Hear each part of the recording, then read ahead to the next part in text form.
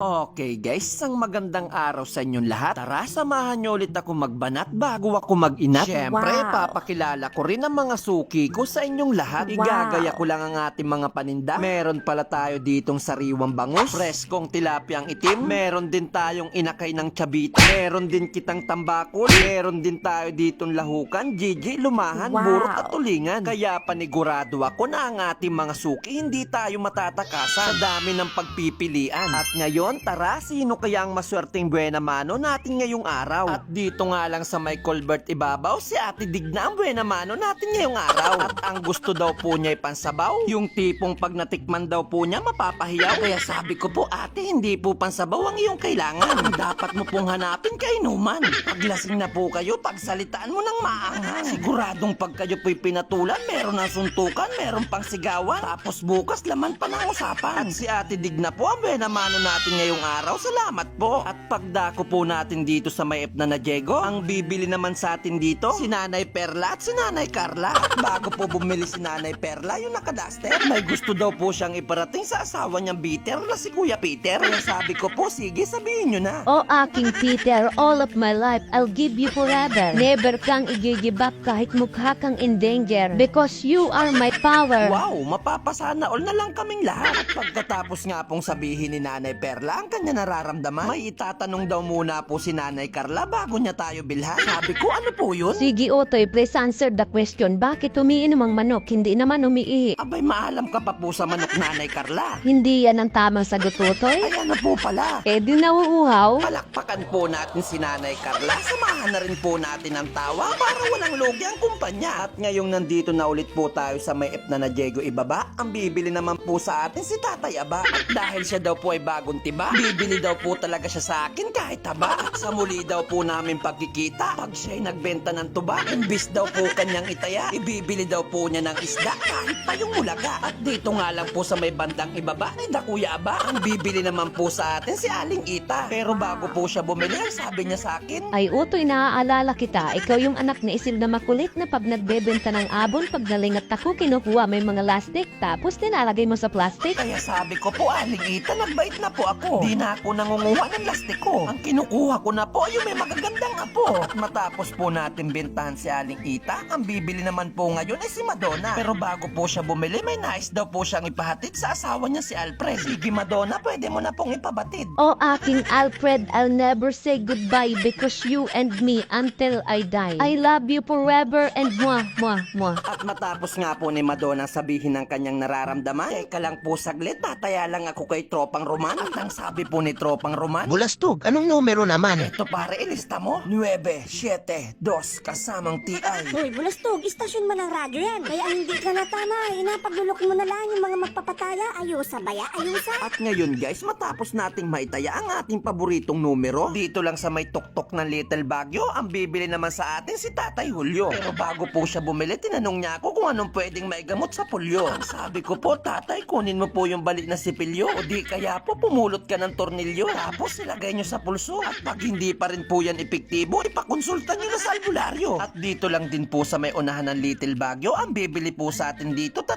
tao. Nandyan po si Nanay Rebecca, si Tatay Romulo, at si Ate Marilo. At ang unang bibili po si Ate Rebecca, yung nakadamit ng rosa. Ipapaulam daw po niya sa asawa niyang panday, tapos lalahukan niya ng gulay para pagdating daw po ng gabi, yung kay mister niyang talong hindi patay buhay. At ang susunod naman pong bibili si Ate Marilo. Mas masarap daw po sanang ulam ay bulalo, dahil pag nakakatikim daw po si mister niya ng ganon, pag umumbang daig pa yung bupalo. At ang sabi naman po dito ni Tatay Romulo, hala, bahala kayo, basta pagdating ng gabi maninilip ako. At matapos po natin silang pagbentahan, makalampas lang po sa simbahan, dito naman tayo papasok sa paborito kong puntahan. At ngayong nandito na po tayo, ang bebentahan naman po natin dito, hindi po si Nanay Rosario, at lalong hindi rin po si Victoria na asawa ni Ignacio, kundi ito pong nakatalikod na si Jenny Lou. Pero bago po siya bumili, may nais daw po siyang iparating sa magbabalak sa kanyang magmahal. Sige Jenny Lou, sabihin mo na yan. Okay lang sa akin kahit magbabakal, basta may trabahong marangal at lubusan kong magmahal. Sasamahan ko yang magpakapagal kahit maghapon kaming magtikal sa mga ikal. At dadako na lang po tayo dito sa gapang, 2